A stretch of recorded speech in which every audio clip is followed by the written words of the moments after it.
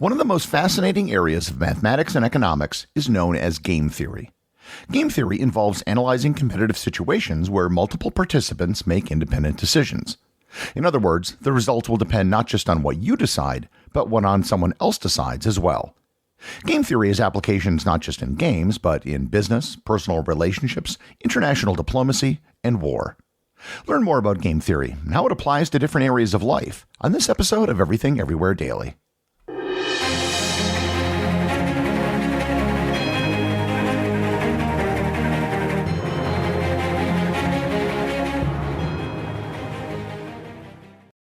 Mobile phone companies say they offer home internet. But if their internet comes from a cell phone network, you should know. It's just phone internet, not home internet. Keep your home up to speed with Cox. Cox internet is faster and has more reliable download speeds than 5G home internet. Cox is the real home internet you're looking for. Based on Cox analysis of Ookla speed test intelligence data Q3 2022 and Cox serviceable areas, visit cox.com/internet for details. Hey everyone, it's Gary, and I have another podcast for you that I think you might enjoy. It's called The History of Literature, the chart-topping podcast from our friends over at The Podglomerate. Each week on The History of Literature, host Jack Wilson and his guests dive deep into the history of literature, covering everything and everyone from A to Z. And by that I mean from Atwood to Zhivago.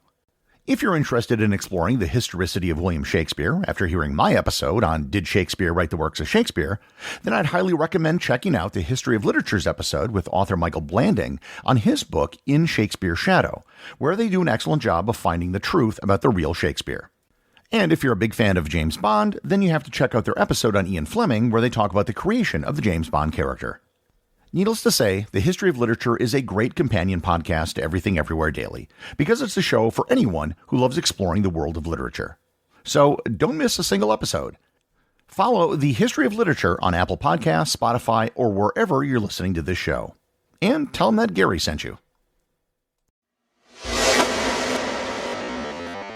Game theory is on one hand very simple to understand, and on another hand it can involve very complex mathematics.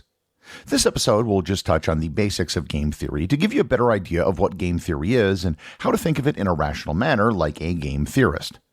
For the purposes of this discussion, a game is any social situation where there are multiple parties who make strategic decisions, where the outcome is determined by the decisions of the parties involved.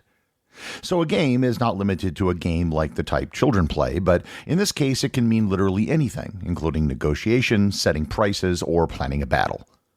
There can be many different types of games: cooperative versus non-cooperative, zero-sum versus non-zero-sum, finite versus infinite, symmetric versus asymmetric, simultaneous versus sequential, and many others. So let's start with probably the simplest case, a game of tic-tac-toe, or as some of you might know it, noughts and crosses. The first time you ever played it, it was probably when you were a child. It didn't take long to figure out that the outcome of the game didn't just depend on what you did, but also on what your opponent did. It then probably didn't take too long to figure out exactly what your opponent would do based on what you would do, and that you could play to a draw almost every single time. That's why adults never play tic-tac-toe. But let's take another example, one that's more complex and is the quintessential example used to demonstrate game theory: the prisoner's dilemma. In this game, assume that you and your partner in crime robbed a bank and were captured by the police. The police separate you and try to get each of you to implicate the other. Also, assume that you have no particular fondness for your partner and nor do they have any for you, so each of you is looking out for your own self-interest. Now, if you rat out your partner and they stay silent, you will go free and your partner will get 20 years in jail. However, the same is true for your partner. If they implicate you and you stay silent, they go free and you get 20 years in jail. If you both rat each other out, you will each get 5 years in jail, and if you both stay silent, you will each spend 1 year in jail. The first temptation might be to rat out your partner so you can go free. But if your partner is thinking the same thing, then you won't go free. You'll get 5 years behind bars. Trying to second guess what the other person will do to make your decision will put you into a never-ending loop. What I just described is an example of a finite game. You play it only once and you play it to win. Likewise, both parties make their choices simultaneously, or at least they do as far as the outcome is concerned, as they can't communicate.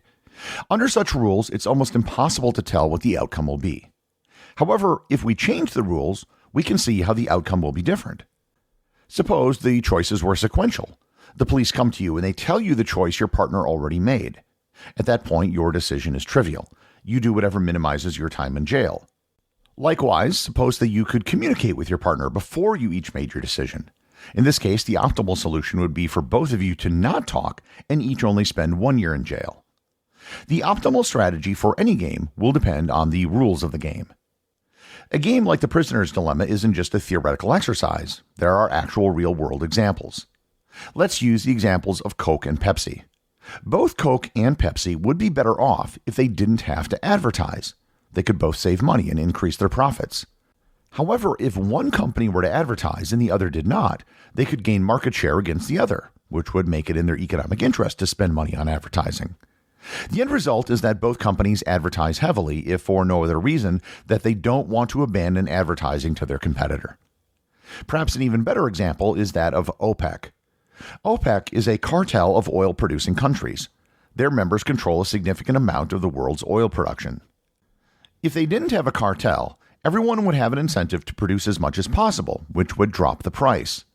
By working together, they can reduce oil production to increase the price. However, the best strategy for any one member of the cartel is to defect from the production quotas.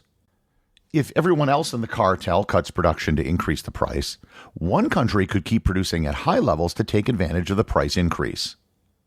Every country in the cartel has the same incentives to defect, so in this case it's like a prisoner's dilemma with multiple participants.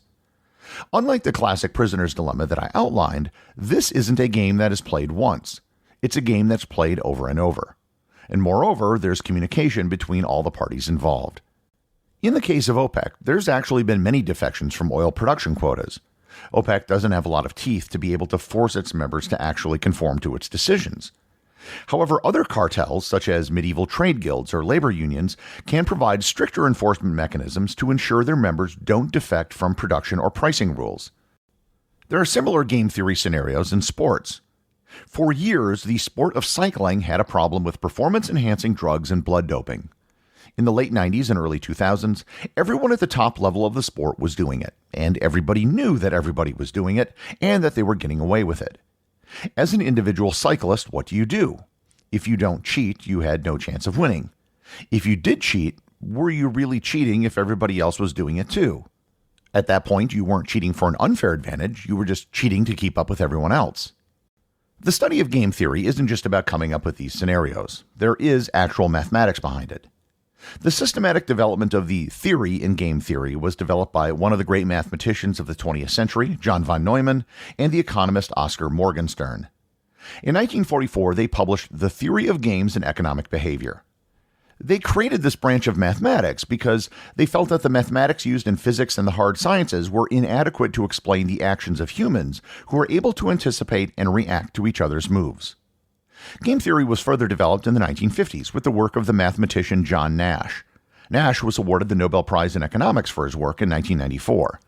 And the life of John Nash was also the subject of the movie A Beautiful Mind starring Russell Crowe, which won the Academy Award for Best Motion Picture in 2002. Nash's biggest innovation was the development of what is called a Nash equilibrium. A Nash equilibrium is a state in which each player in a game is making the best decision possible given the decisions of the other players. In other words, no player can improve their own outcome by changing their decision, assuming that all other players' decisions remain unchanged. In the case of the example I gave with Coke and Pepsi, the Nash equilibrium would be for both companies to continue advertising. In the case of professional cyclists in the early 2000s, the Nash equilibrium was for everyone to use performance-enhancing drugs. A Nash equilibrium doesn't mean it's the best outcome for any particular player or even a good outcome, only that it is the likely outcome. Also, as the name equilibrium would suggest, it's usually something arrived at over time, not with a single action like in the original Prisoner's Dilemma game. One of the things which spurred game theory research in the second half of the 20th century was the Cold War. The Cold War can be thought of as a two-player Prisoner's Dilemma game. During the Cold War, the United States and the Soviet Union were engaged in a strategic arms race with each side trying to gain an advantage over the other. Each side had to decide whether to cooperate by limiting their arms buildup or to defect by increasing their arms buildup. If both sides cooperated by limiting their arms buildup, they would both benefit by avoiding the costs of an arms race and reducing the risk of nuclear war. However, if one side defected by increasing its arms buildup, it would gain a strategic advantage while the other side suffered a strategic loss. And this created a strong incentive for both sides to defect, leading to an arms race. I've only given a very simple explanation of game theory and what it is. Game theory has applications in evolutionary biology, business, diplomacy, war, sports, philosophy, computer science, and many other fields. There very well may be aspects of your life where you have to make strategic choices, where the outcome will be influenced by decisions made by one or more other people. And if you find yourself in such a situation, you can probably analyze it through the framework of game theory.